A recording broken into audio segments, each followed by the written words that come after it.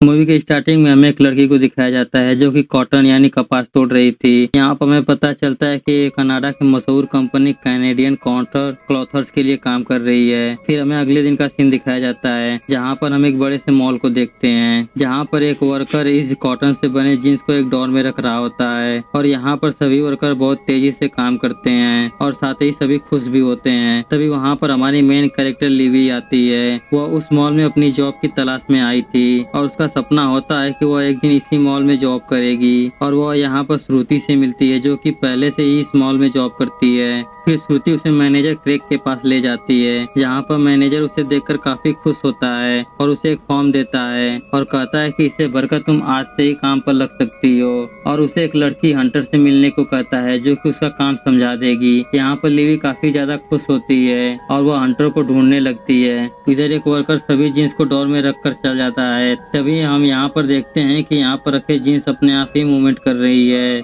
इधर Levi Hunter से मिलती है लेकिन हंटर काफी ज्यादा बिजी होती है और उसे एक लड़के के पास भेजती है जिसका नाम लॉर्ड होता है। तो लॉर्ड उसे बताता है कि इस मॉल का मालिक चाहता है कि इस मॉल में सभी वर्कर उसके कंपनी के कपड़े पहने और जो तुम कपड़े पहनी हो वो यहाँ पर नहीं चलेंगे। जिससे कि लिवी वहाँ पर अपने लिए कपड़े खरीदती है और उसे पहनने के लिए वॉशरूम में चली जाती है। तभी वहाँ पर दो लड़कियाँ आ जाती है जिसे कि देखकर वह छिप जाती है और उसमें से एक लड़की का नाम जयमा होता है और उसी मॉल में से एक जींस को चुरा लाई थी और उसी जींस को वो पहनने लगती है जिस पर हंटर उसे मना करती है लेकिन वो नहीं मानती है और हंटर से कहती है कि तुम किसी को मत बताना। यहाँ पर हम देखते हैं कि वह जींस जयमा पर काफी फिट बैठ रहा था। इसके बाद सभी को मैनेजर बुलाता है और सभी को समझाने लगता है कि आज रात सभी को अच्छी तरह से काम करना है। वह काम को लेकर सीरियस रहता है और सभी को मोटिवेट करने लगता है। तभी जयमा को वह जींस टाइट होने लगती है और वो वहाँ से वॉशरूम के लिए जाने लगती है। यहाँ पर मैनेजर यानी क्रे उसकी जींस को पहचान लेता है और वो तुरंत ही उसे बुलाता है लेकिन जयमा इसे इग्नोर करती है और वॉशरूम में चली जाती है। और कुछ टाइम बाद यहाँ पर उस मॉल का मालिक हेरोल्ड आ जाता है और सभी को जींस के बारे में बताने लगता है। यह एक ऐसा जींस है जो कि सभी लोग पहन सकते हैं, चाहे वो मोटे पतले बड़ा छोटा कोई भी हो, हर एक इंसान इसे पहन सकता है और ये जींस उनके साइज में आराम से फिट हो जाएगी और इसे हम कल लॉन्च करने वाले हैं। इधर जयमा उस जींस को उतारने की कोशिश करती है लेकिन वो जींस और ही टाइट होने लगती है। देखते ही देखते इतना टाइट हो जाती है कि जयमा के बॉडी से ब्लड बहने लगता है और थोड़ी देर बाद ही जयमा की मौत भी हो जाती है। और हेरोल्ड इधर सभी को कहता है कि आज रात यहाँ पर फेमस यूट्यूबर आने वाली है जो कि उस जींस को प्रमोट करेगी और इस मॉल में मैं लॉकडाउन लगाऊंगा जो कि सुबह 8 बजे ही खुलेंगे। इसके बाद हेरोल्ड घर के लिए निकलता है और साथ ही क्रेग से कहता है कि वह आज रात कोई भी गड़बड़ नहीं चाहता है, तुम्हें सबका ध्यान रखना होगा। साथ ही उसे प्रमोशन का लालच भी देता है। इसके बाद क्रेग नोटिस करता है कि जयमा अभी तक आई नहीं है जिस पर उसे ढूंढने के लिए हंटर को भेजता है। फिर हंटर जयमा को ढूंढने के लिए वॉशरूम में जाती है। उसे जयमा नहीं मिलती लेकिन वह जींस उससे मिल जाती है जिसे कि देखकर वह जींस के कंट्रोल में आ जाती है और वह फटाफट उस जींस को पहनने लगती है जिससे कि वह जींस उसके पैरों को कंट्रोल कर लेता है और उसे भी मार देता है। इसके बाद क्रेग लिवी को भेजता है उन्हें ढूंढने के लिए। लिवी वॉशरूम में जाती है तो उसे वहाँ पर कोई नहीं मिलता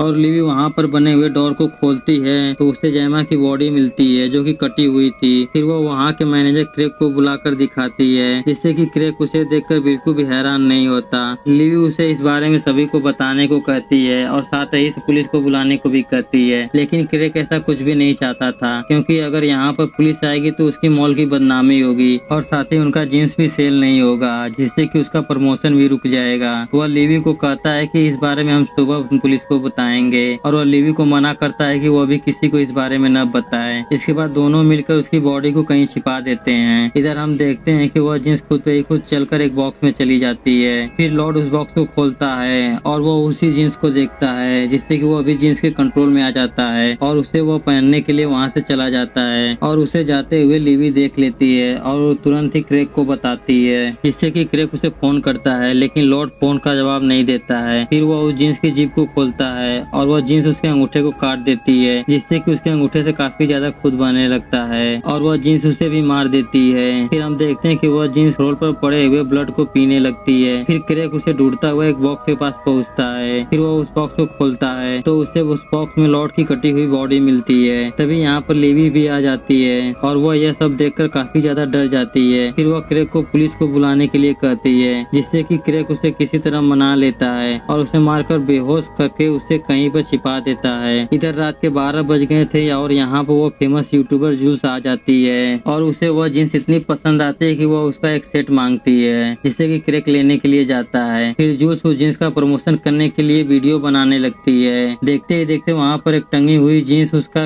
गर्दन मरोड़ कर उसे मार देती है। वहाँ पर सभी हैरान हो जाते हैं। फिर वह जींस उनके सबके सामने खड़ी हो जाती है और फिर वह सबको मार देती है। इधर क्रैक उस जींस को लेकर आता है तो वह देखता है कि वह जींस वहाँ पर पड़े खून को पी रही है, जिससे कि वह डरकर एक ऑफिस में भाग जाता है जहाँ पर हैरोल्ड की बीवी होती है और उसे सब कुछ बताता है, लेकिन वह उसकी बातें नहीं मानती और बाहर चली जाती है, जिससे कि वह भी मारी जाती है। इधर श्रुति को देखते हैं जो कि अपना काम कर रही होती है। साथ ही वो एक बॉलीवुड सॉन्ग सुनती है और उसे भी गा भी रही होती है, जिससे कि वह जींस वहाँ पर डांस करने लगती है और श्रुति को कुछ भी नुकसान नहीं पहुँचाती। फिर उसका ब्रेक का टाइम होता है और वो वहाँ से चली जाती है। इधर लिवी किसी तरह स्टोर रूम से बाहर आती है और वो वहाँ पर पहुँच जाती है जहाँ पर उस जींस का प्रमोशन के लिए शूटिंग हो रही थी। लिवी के हाथ वो कैमरा लग जाता है, जिससे कि उसे सब कुछ पता लग जाता है और वो भागकर श्रुति के पास जाती है और उसे दिखाती है, जिससे कि दोनों देखकर डर जाते हैं। इसी बीच हम देखते हैं कि वह जींस एक डमी को अपना शरीर बना लेता है और खून से अपने माथे पर बिंदी लगाता है। फिर श्रुति और लिवी यहाँ से भागकर क्रैक के ऑफिस में पहुँचते हैं, जहाँ पर वह सब उस कैमरे को देखते हैं। वह जींस उस श्रुति के पीछे डांस कर रही होती है। यह देखकर सभी हैरान होते हैं कि श्रुति अब तक जिंदा कैसे बची है। तभी वह डमी वहाँ पर आने लगती है। तभी लिवी को समझ में आता है कि वह आत्मा एक इंडियन है, क्योंकि उसने माथे पे बिंदी लगाई थी। फिर लिवी श्रुति का फोन मांगकर सॉन्ग को प्ले कर देती है, जिससे कि वह डमी डांस करने लगती है, जिससे कि उन्हें समझ में आता है कि वह एक इंडियन है। जिस पर श्रुति उसे हिंदी में बात करती है और उससे पूछती है कि तुम कौन हो। इससे वह डमी एक कटे हुए हाथ को लेकर आती है और हिंदी में लिखकर बताने लगती है। तभी यहाँ पर हमें स्टार्टिंग का सीन दिखाया जाता है। ये वही लड़की होती है जो कि स्टार्टिंग में कॉटन को तोड़ रही थी और वो अपना नाम कीरत बताती है और कहती है कि मैं सिर्फ 13 साल की हूँ। एक दिन वो कॉटन तोड़कर उसे कॉटन के मशीन में डाल रही थी और उसी दौरान उसकी साड़ी उस मशीन में फंस जाती है, जिससे कि उसकी वहीं पर कटकर मौत हो जाती है। लेकिन फिर भी उस मशीन को बंद नहीं किया गया